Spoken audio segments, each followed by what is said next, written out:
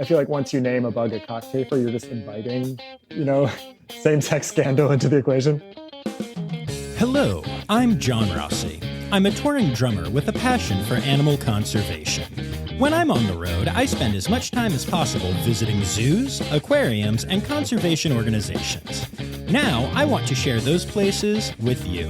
I'll be talking to keepers, vets, conservationists, anyone who can help me in my mission of connecting my people to animals through their people. Join me on my Rossifari. Hello, and welcome back to the podcast that takes you from ganguins to queer ducks, the Rossifari podcast. That's right, y'all. It is the first interview episode of Pride, and we are celebrating in style. Actually, the truth is, this episode came about in a kind of funny way, and I want to share the story with you all. I tend to get a lot of emails at the Rossifari account. Some of it is for zoo news. Some of it is talking to different facilities.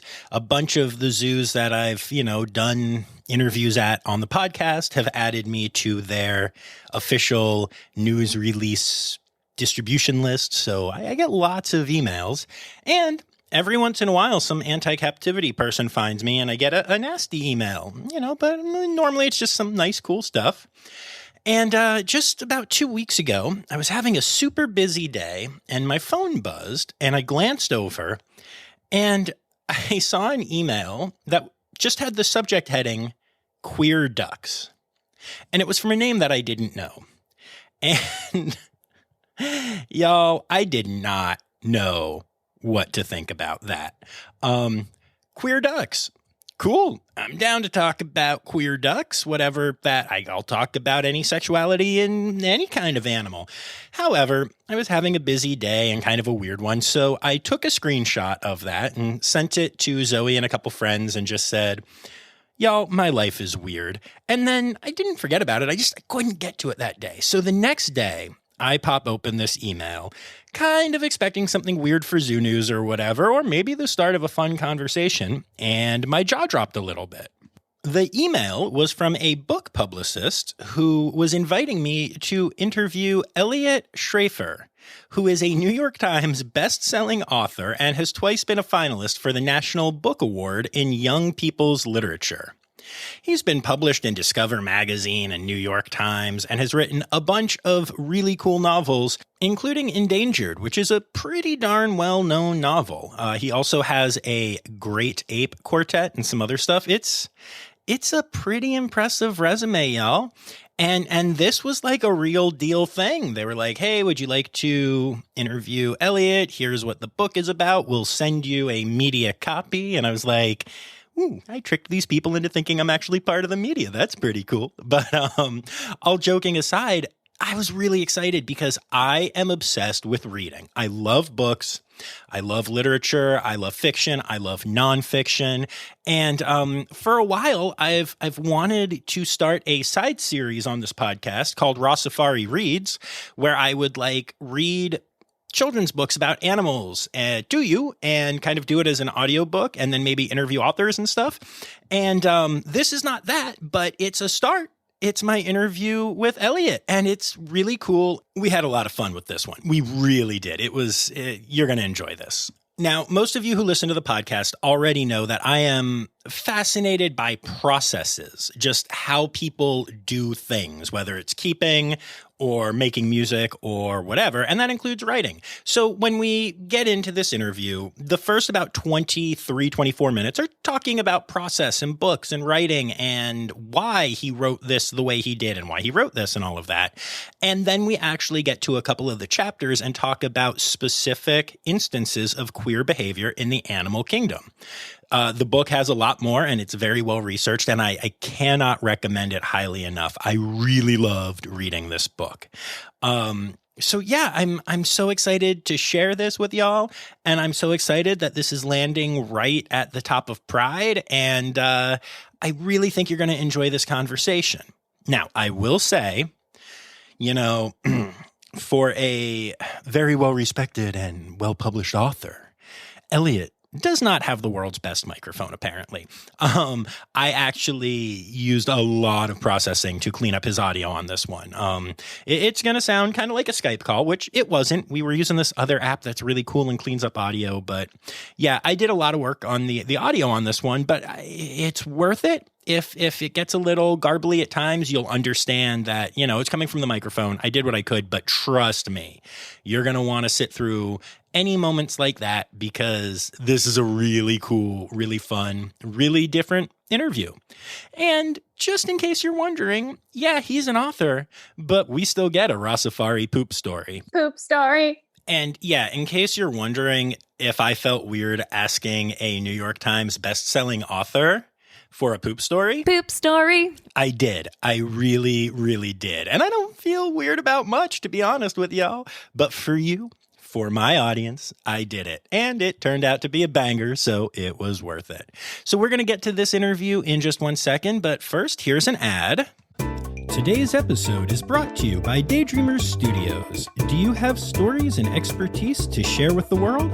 Have you ever thought about starting your own podcasts? There's no better time to start than now with the help of a trusted production partner. Daydreamers Studios is a full-service production company that takes all the stress off your plate. You can focus on creating engaging content while they focus on recording, editing, audio engineering, hosting, and publishing on 22 platforms. Log into the advanced remote system with one click, and the Daydreamer team will be on the other end, ready for you to record everything you have to say. Owned and operated by Daydreamer Network, Daydreamer Studios continues on the company's mission to empower storytellers of all kinds by making podcasting accessible to all. For more information and current promotions, visit daydreamernetwork.com/studios. All right. So, make sure that you're following along on Instagram at Rossifari, Facebook and Twitter at Rossifari as well. And hit subscribe if you're listening to this for the first time, or if you're listening for not the first time and still haven't done it. And with all of that said, I am really excited to bring you my interview with an author. This is so cool. Here comes my interview with Eliot Schrefer, the author of Queer Ducks and Other Animals.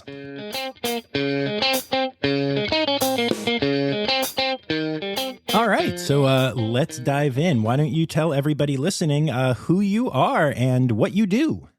Sure. My name is Eliot Schrefer, and I'm the author most recently of a book called Queer Ducks and Other Animals, The Natural World of Animal Sexuality. I came to this book after a career of writing young adult literature, young adult novels mainly. I'm also part of the animal studies program at NYU. So it was through that work that I got first introduced to this topic.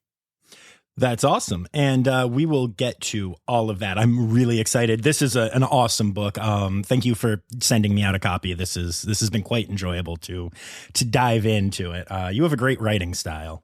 Oh, cool. Thanks. Yeah, I wanted to, especially as most of the readers of this book so far are adults, but I wanted it to be teen friendly. And I know they're coming to me from carrying these giant biology textbooks home. So I wanted to make sure that, they can have a good time even as they're learning about some cool animal behaviors. Definitely. So I guess I want to dive into your background a little bit, but first question that I have for you, and I've kind of always wondered this, what like officially makes a book young adult versus adult or whatever? Because I got to tell you, when I was growing up, I read a ton of adult books when I was probably a little too young to do so.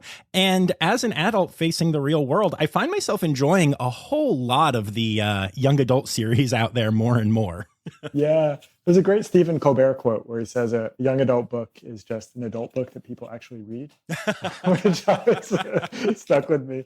I think, when I was a teenager, which in the 90s, like we just all one by one just plowed through the Stephen King shelf in the local library. Yes. And that was our YA, even though that wasn't focused on the lives of teenagers and wasn't written with teenagers in mind necessarily. But I think young adult is really, it's more about a writing style than a target audience at this point. Sure, they tend to focus on the lives of teenagers and the interests of teenagers, but I came to it from writing for adults, and the transition for me was really YA books just really have to get focused on the story engine of plot and character. whereas you have more room in an adult book to kind of wax poetic or have more observations, which can slow a story down. I think YA tends to be a pretty lean machine as far as story. That makes a lot of sense to me, actually, because I tend to, some of the authors that I've tried that I want to like and just don't like, it's usually because they kind of ramble away from the story. So that makes a lot of sense. Yeah, they get kind of indulgent, right? Yeah. The teenagers have no room for indulgence. So yeah, no. They will punish you. Other than their own indulgence, of course. But that's a whole other conversation. So tell me about your early life and what brought you to here. All right, we'll be back after this quick break. Hi, this is Kathy Hill from the Indian River Lagoon National Estuary Program. We're all about restoration projects in progress this season on One Lagoon, One Voice. Learn about the great strides the lagoon community is taking to restore and protect the Indian River Lagoon. Each week, we dive deep into discussions with scientists, resource managers, and nonprofit leaders to explore lagoon issues and solutions. From oyster reefs to clam restoration, algae blooms to muck, you'll learn all about the projects we're tackling to bring the Indian River Lagoon back to health. Click the link in the show notes to follow One Lagoon, One Voice, learn about the IRL Council, and explore our unique lagoon.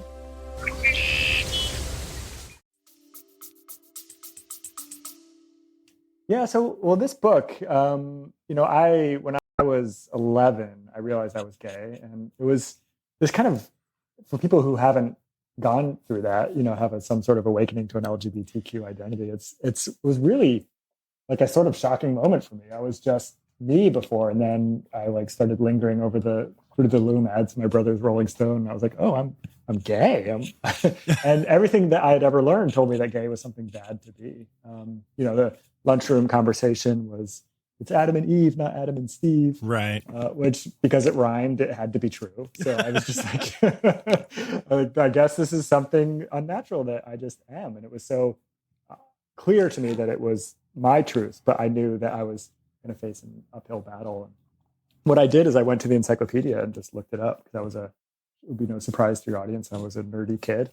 And I looked it up in the Encyclopedia Britannica, and it just said, homosexuality is this cultural thing that happens to humans. It's caused from too much attachment to your mom or your dad, or maybe too little, like people were disagreeing, but it certainly wasn't, no mention of it existing in nature. And I lived in a purple state. I had accepting parents. I came out and I was fine. I just had a few years of struggle in between. But now, as a student of animal studies, coming into this wealth of research that's happened over the last 20 years into same-sex sexual behavior in animals, I realized I could have cut out a long and difficult stage of that journey. Like, if I had known the information that is now available within the scientific literature, it would have changed my relationship to myself and my beliefs about my unnaturalness, which I took for granted, and it's actually increasingly being shown to be untrue. The animals have this huge diversity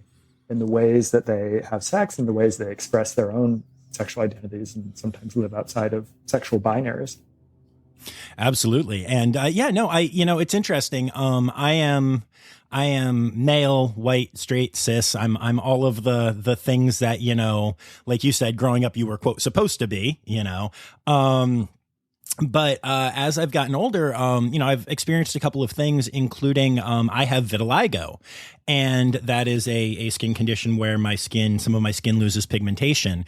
And it was the same thing where I when it first started developing, I was like, oh gosh, I'm a freak, and who would want to look at somebody like that? But then, it started with me with doing some research, just even on like Instagram and stuff, that there are like models that have that are considered beautiful. But it was the same thing where when I started finding out about different animal markings and how there are different, pigmentation disorders, if you want to call it that, or just variations in animals, that I started to feel really comfortable in my own skin. And it's a thing on my skin, and it was fascinating to me as I was going through your book, and you were talking about that connection, being like, oh yeah, I don't have the LGBTQ plus connection with that, but at the same time, I know exactly what you mean.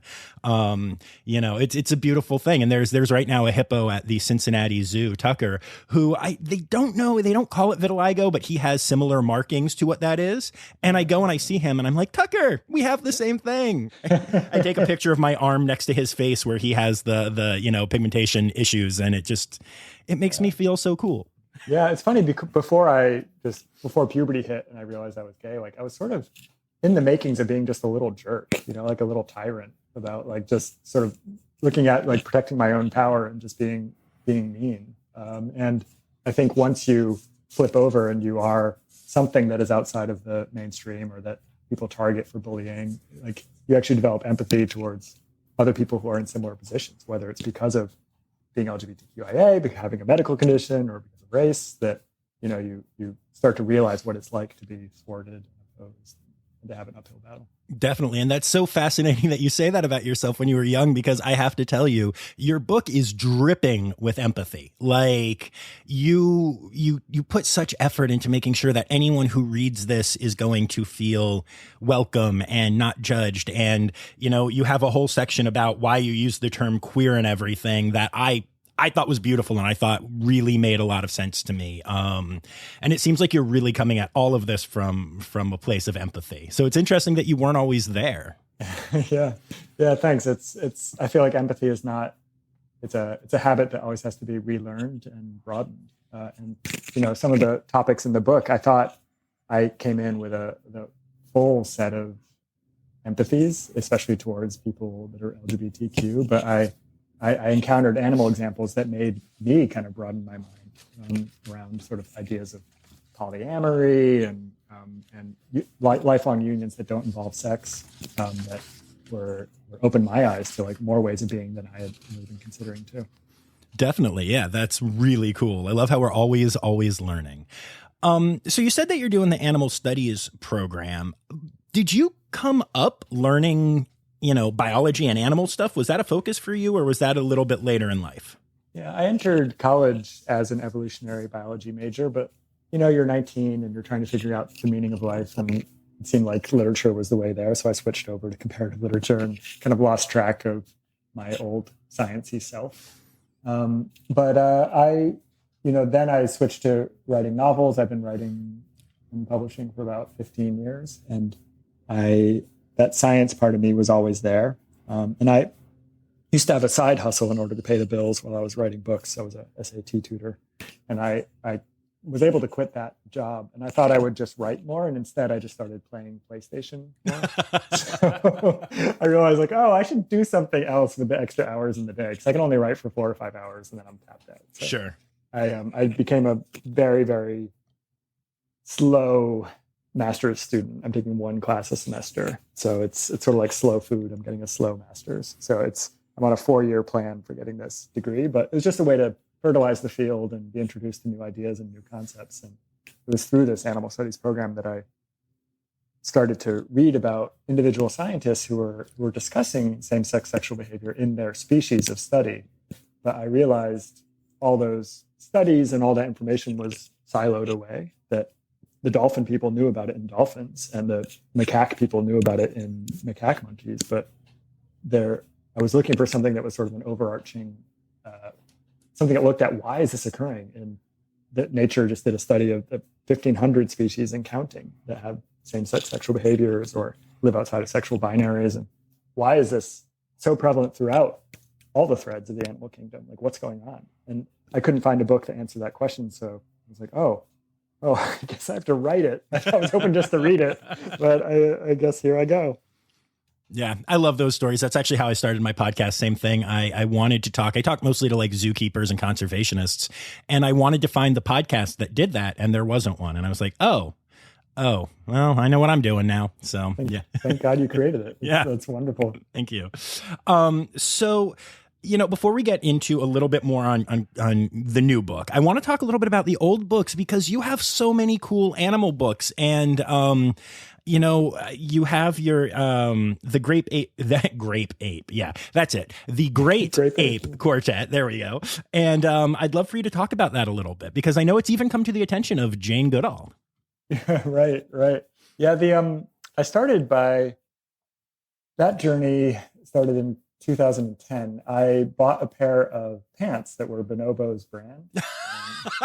Are you familiar with their pants? I am, but yeah. that is amazing. Yeah. And I thought it was a nonsense word. And so I Googled it. I was like, bonobo. Where did that come? Where did they come up with that? And I found YouTube clips of bonobo apes, and I just like lost the whole afternoon to bonobo videos. And that was it for me. And it was learning about them and their society and this, they're a wonderful metaphor that nature's just handed to us for human existence, that bonobos and chimps are tied as our closest relatives, and bonobos have this matriarchal, peaceful society called the make love, not war ape, and that chimps have this hyper patriarchal, violent society. So I realized, like, I was in the mode of, is that a dog in the background? That is a dog in the background. Oh, that's hello. Caleb. Hi, Caleb. So I realized, I was a storyteller. I was writing novels, and my emotions got fired up so much when I was reading about the bonobos and their plight and these orphan bonobo apes that I realized there was a lot of nonfiction out there about them, but I wanted to tell the story of one young bonobo and the girl in Congo who winds up raising him during a time of war. So that was what kicked me off. And then I took to that book so much, and I enjoyed writing it so much that I wound up with it. Yeah, the Great Ape Quartet, which sounds a little like a barbershop quartet of apes, but it is not. It is 4 books, one for each of the ape species, and just looking at a different story about a young person in relationship to that animal. That's awesome. And they really took off, got a lot of press, got a lot of praise, which is really cool. Do you ever worry, though, as you're writing fictional books about animals, as like in terms of just making sure that you get the biology right and making sure that your messaging is good? Because I'm assuming that at least part of your goal with this is to, encourage people to learn about and fall in love with the animals. Yeah. Well, and I'm lucky in that I don't have a tenure track position in the sciences in which peer review and all the standards that scientists have to hold themselves to also include a high expectation of anthropodenial, as Franz de Waal called it, like the opposite of anthropomorphism, right? Like to be as rigorous as possible around your animal subjects, which seems like that's how to make sure we're having good science, but it's actually the way it's borne out is it has prevented science from really thinking in emotional terms around animals. Konrad Lorenz, the Nobel Prize winning ornithologist, has a wonderful passage in one of his books where he talks about observing a goose who has lost its partner, and the goose's wings droop, it loses interest in food, its musculature goes limp, it has weeks of just sort of lolling about the nest and not taking any interest in its normal activities. And he says he can write all those things, but he cannot say the goose is grieving. Like grieving is a sacred emotion that we attach to humans, and it's bad science to say a goose is grieving. And he just points out what that limits in our ability to empathize and the amount of care that we can give to animals. And for me, as a fiction writer, I don't have to worry about someone firing me for anthropomorphism. Right. But at the same time, I don't want to treat animals like cuddly stuffed animals that just behave the way we expect them to. So with those books, I because they were not for young readers, they were for teen readers and up. I went to a bonobo sanctuary in Congo and I observed them, and they have a lot of, they have a reputation of being this make love, not war ape, but they could also be plenty aggressive. I've got a bonobo bite that left a scar. Wow. Yeah, they're like they're rapscallions, and they're not just little Care Bears. So I was always keeping my eye out for bonobo behaviors that complicated our view of them instead of just reinforce this one story we have of them as this peaceful, beautiful creature. Yeah. Wow. That's so cool. You got a bonobo bite. It's always the scars that are the most fun, I think. I have a red panda scar, and I brag about it a lot. So yeah. Wow. That's impressive. Yeah. It was funny when the bonobo bit me, I got in this sanctuary in Congo, I got 1 bar of signal in one spot. So I actually called my doctor in the US and I said, I got bitten by an endangered ape in Congo. What should I do? And he said, can I put you on hold? And then he came back and he's like, just wash it out with soap and water. That's all I got for you. I was like, oh my gosh. Amazing. So that's what I did. Yeah. I was recently bitten by a ringtail lemur. And shortly thereafter, in a part of my body that was not bitten, I got a pretty serious infection, ended up in the hospital. And I kept debating whether or not I needed to tell the doctors that I had also been bitten by a lemur. And I was like, I'm not going to touch this.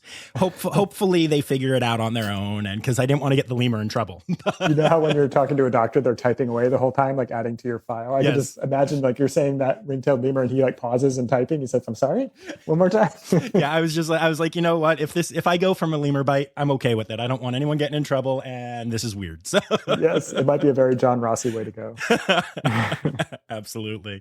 So, awesome. Let's dive into Queer Ducks a little bit. I really, like I said, I love this book. I can't say enough about it. And, you know, I mentioned earlier that you said something about the term, specifically using the term queer. And I've had, you know, conversations on here with penguin keepers talking about their penguins and we talked about ganguins and such, which is always fun. But why did you go with the term queer specifically? Yeah, well, I think, you know, the spoiler version is that, you know, bisexuality is a much more useful term in animals than gay or lesbian, just because for the most part, there are some exceptions, but for the most part, non-human animals are not living absolute 100% gay or lesbian lives. There's also, the science is increasingly showing it's really unusual for them to live 100% heterosexual lives, that they're somewhere in the middle and they're open to sexual expressions with both genders. And queer is one of those words that, you know, has ancient roots and applies to LGBTQ people and was used pejoratively for a long time. But in the 90s, there was a movement to reclaim that word and to own it. And it's just broad enough, I think, that it can include a whole host of sexual identities and sexual behaviors in animals. So it was a more useful term to me than gay or lesbian, which carries a host of connotations that don't really apply to animals. All right, we'll be back after this quick break. What if I told you scientists discovered 100 new species in the deep ocean? Why did crocodiles survive extinction? Megalodon. How did it go extinct? Hey, it's me, Forrest Galante, wildlife biologist. You might know me from Joe Rogan's podcast or my various TV shows like Extinct or Alive and Shark Week. Join me and my friends as we dive into the wild world of animal anomalies and everything wildlife. Don't miss out. Click here to uncover these mind-blowing animal mysteries. That makes a lot of sense. And, you know, you already touched on anthropomorphism and the kind of pros and cons of it. But, you know, I kind of wonder for people listening here, because you definitely touch on this in the book, but all of these terms that we use, and there's the LGBTQ alphabet, as some people call it, because the phrase keeps getting longer to include more things, and like, yay, inclusivity, I'm all about that. But from the research and what you've looked into here, do animals think of themselves in that way? Are there, you know, are there different animals that are looking, oh my goodness, wow, they've partnered up with a girl now. I didn't know that they were lesbians, or is that just humans being humans and trying to define everything?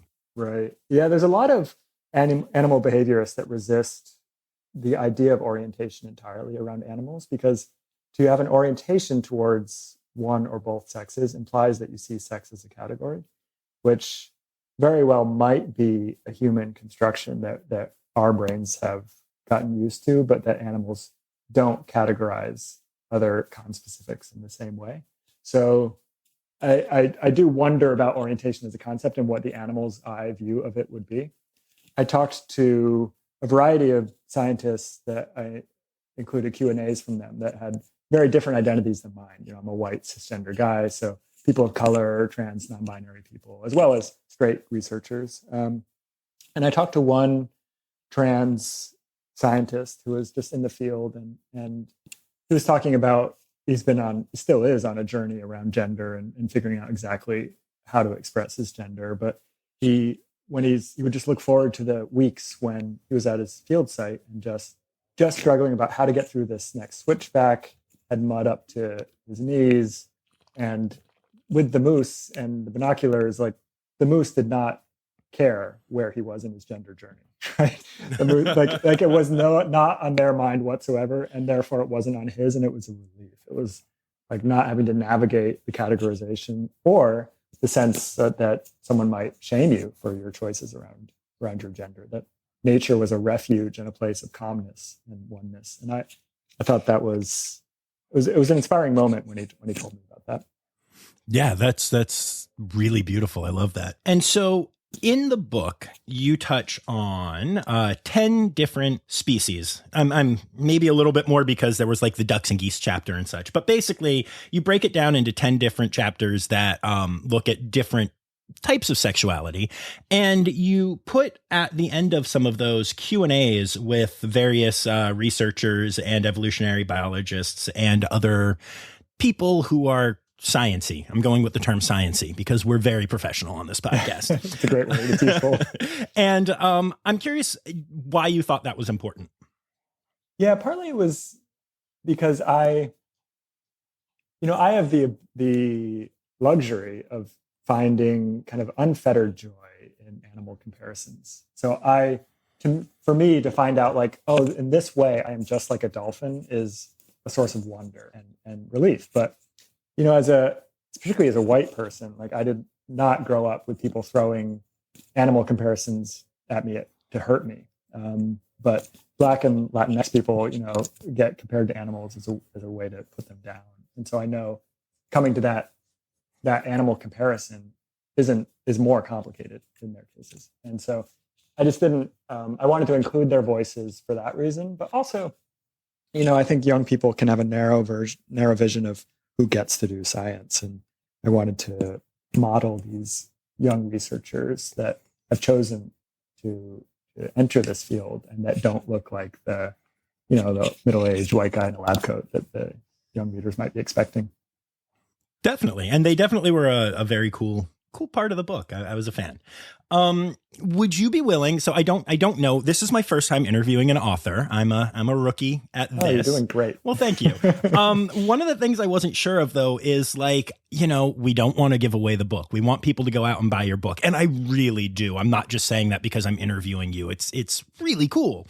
But are you willing to talk about maybe, I don't know, one or two of the animals and give us just a small version of helping people understand what they'll find in the book by talking about some of those? Yeah, I'd love to. I love talking to you about this book because it's when it's a work of fiction that I'm talking to someone about, like you can spoil it, but it's not like there's a plot to give away here. So That's true. I think there'll be plenty that I'm glossing over. So let's dive in and get as deep as you like. Okay, cool. I love it. Thank you so much. You start with doodle bugs. Why do you start with doodle bugs?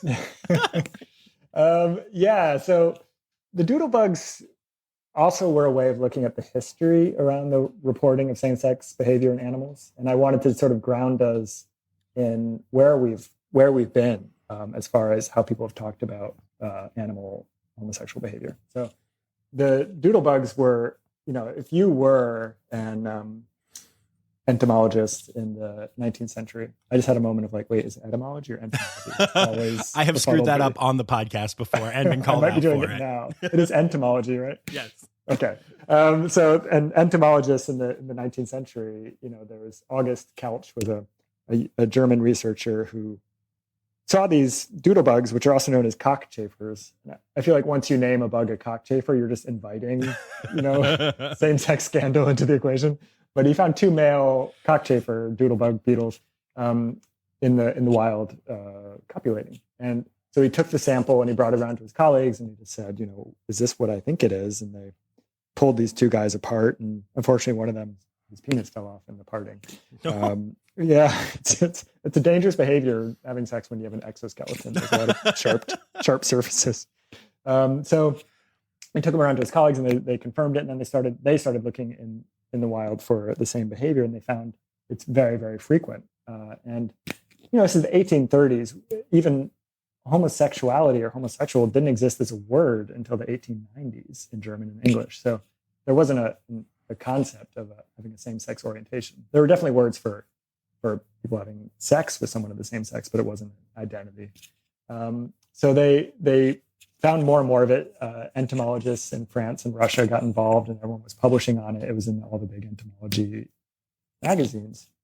But the scientists that looked into it too heavily got, accused of having an unnatural interest in this material. Like, why should we discuss or publicize or examine what they would call sexual perversion in these animals?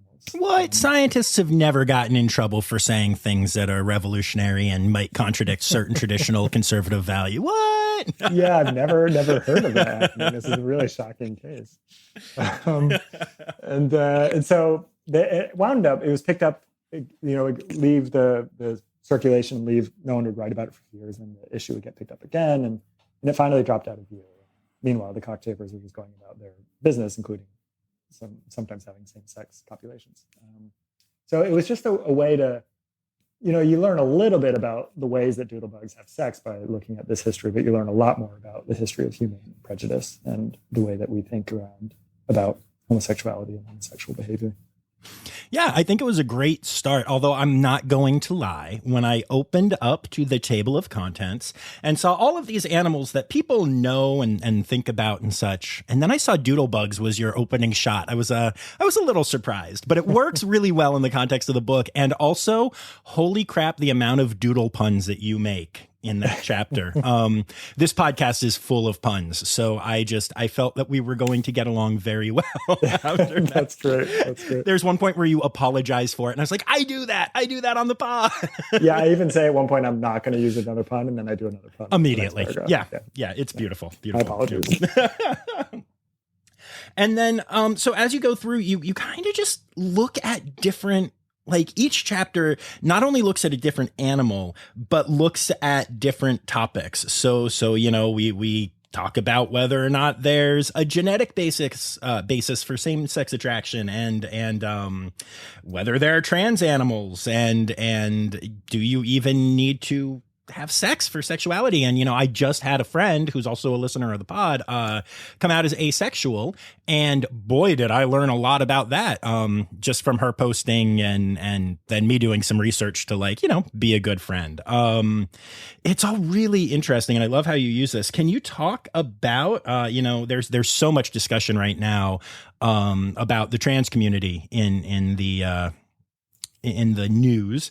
And can you talk about your chapter that looked at deer and, trans animals? Yeah, my pleasure. That was going in. It was a chapter I was nervous about because as a cisgender person, I was aware of, that I haven't lived this experience. And when I was looking into the question of whether an animal can be trans or if that's an appropriate term to use around an animal, I kept bumping into the other minds problem that you really don't know what's going on in someone else's head.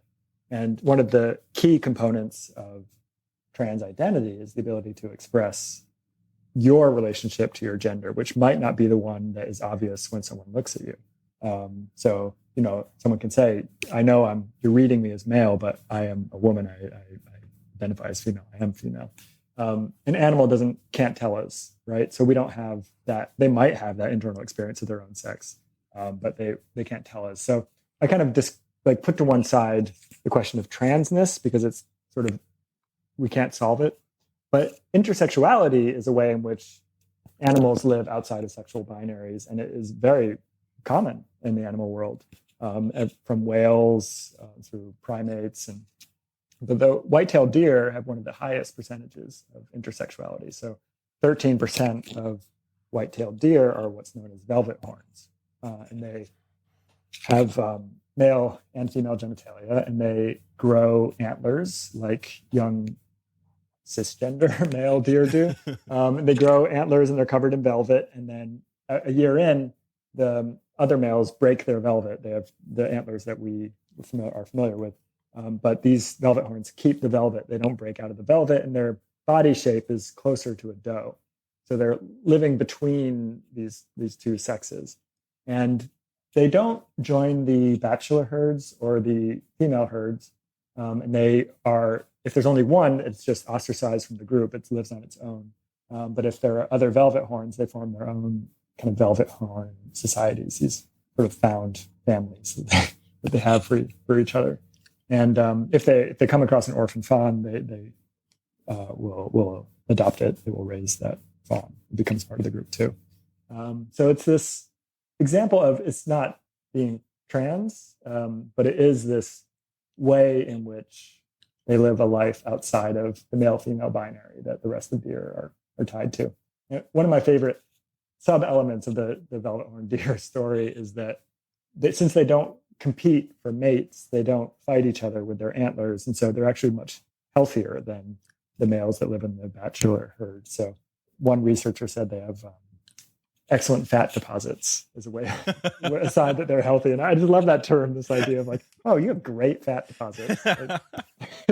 Nothing I've tried to say to a human since, but it definitely stuck in my mind. Yeah, I am not going to drop that one on my fiance, but I'll idea. keep it in the chamber just in case. No, I found that so fascinating, and again, it kind of goes back to I don't know. I sometimes I worry that by breaking down and trying to use such unique terms for everything that we miss the greater picture of just like, I don't know, I think we should just accept everyone for who they are.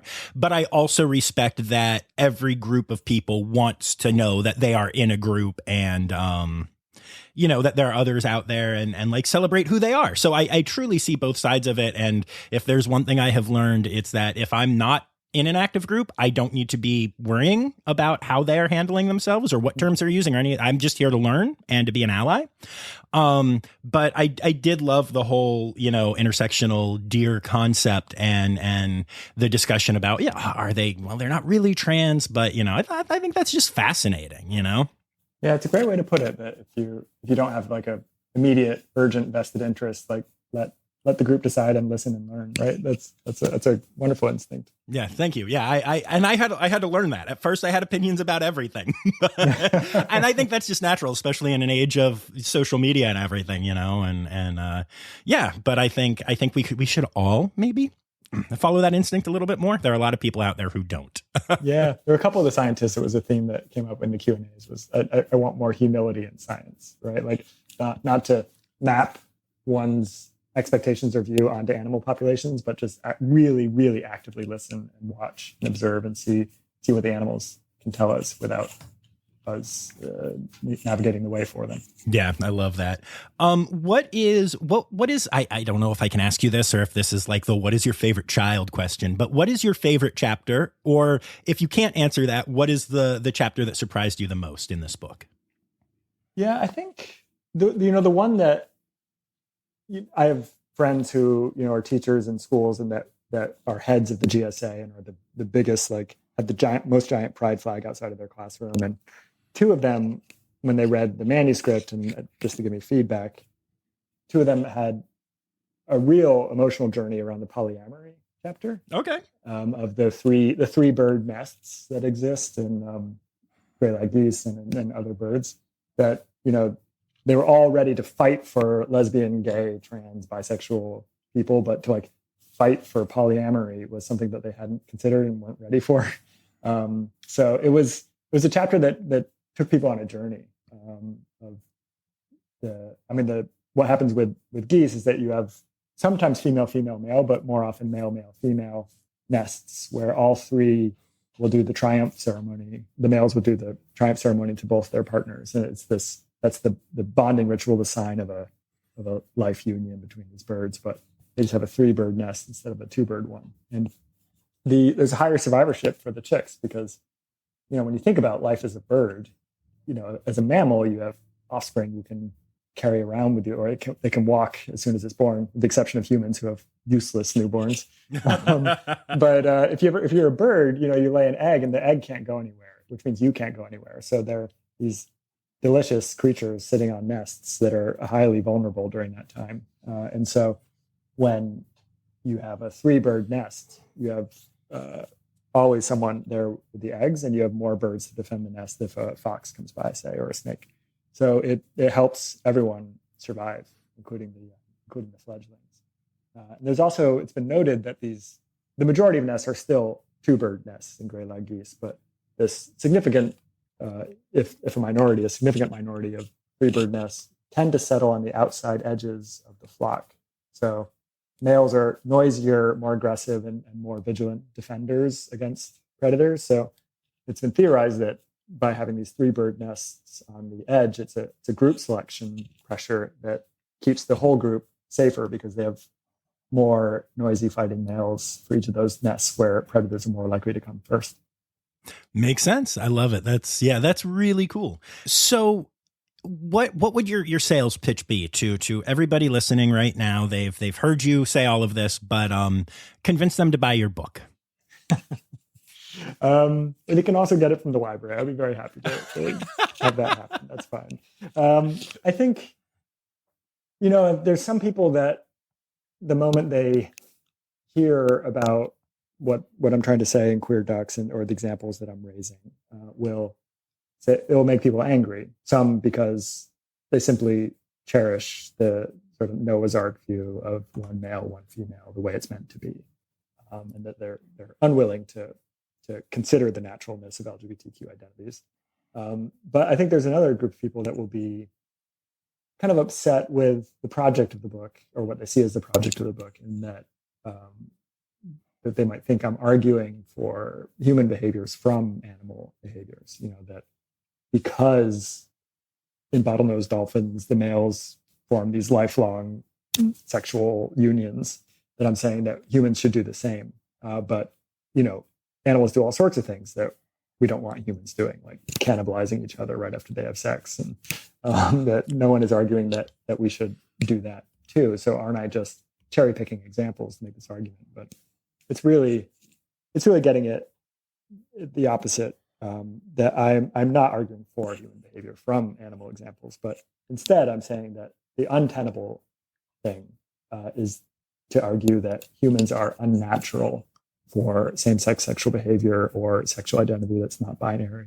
That is an untenable position, and Queer Ducks will show you why and give you a lot of examples of animals that establish what's called bisexual advantage, which is a phrase I'm now in love with. But the biologists argue that that bisexuality has a huge number of benefits, or openness to same-sex has a huge amount of benefit to animal populations, and Queer Ducks is a way to sort of spend time with that idea and become open to humans that make those similar kinds of choices. I love that. And I'm curious. I have one more kind of deeper question about this.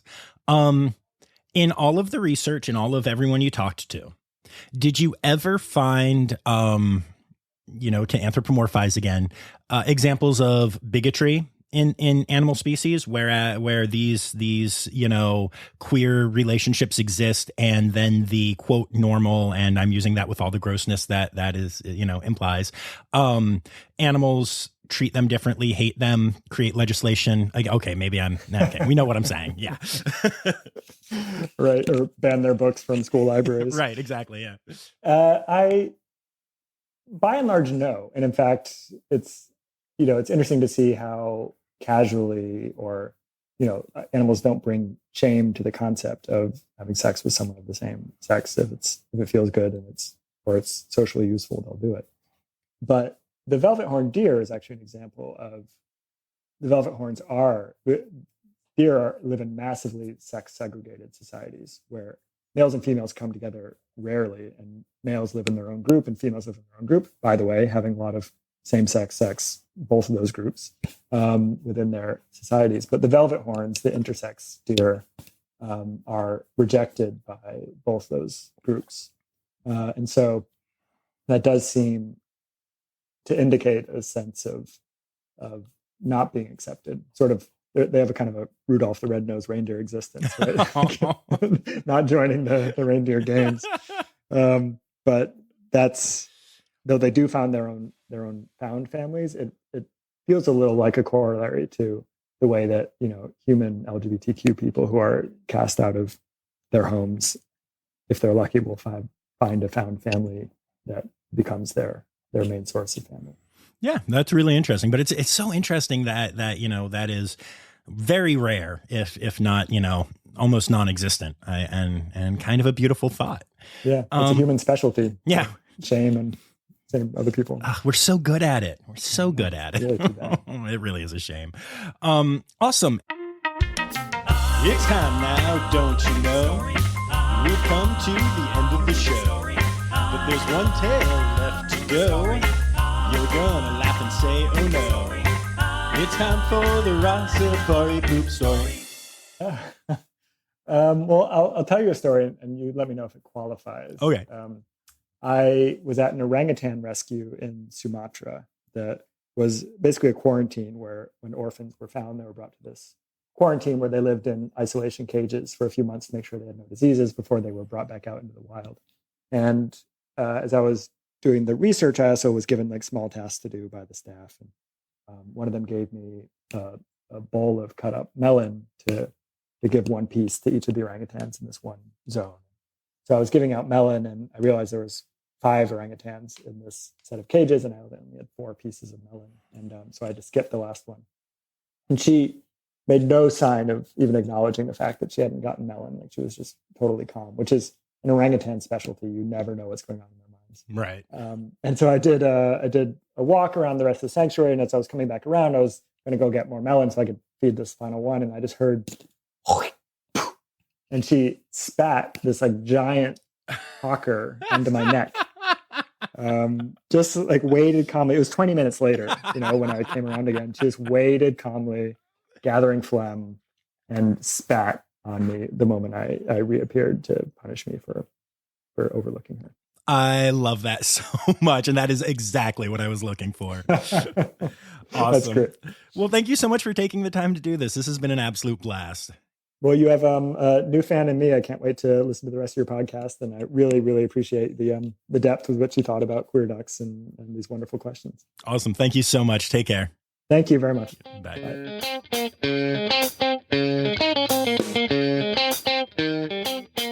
All right. So there you go. I hope that was interesting to you. And I hope it makes you want to check out the book.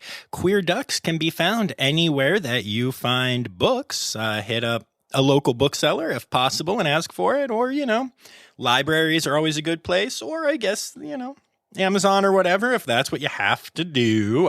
Trust me, I get it. I'm on the road. I rely on Amazon a lot. You can also check Eliot out on Instagram at Schrefer, which is Schrefer. And, he has a whole author page on the Facebooks and all of that kind of stuff, too. Lots of places that you can find Eliot and his work. I'm actually really excited to check out some of his other books, and I cannot wait until Miles is a little bit older and I can introduce him to some of this stuff. It's going to be cool. This is going to be a lot of fun.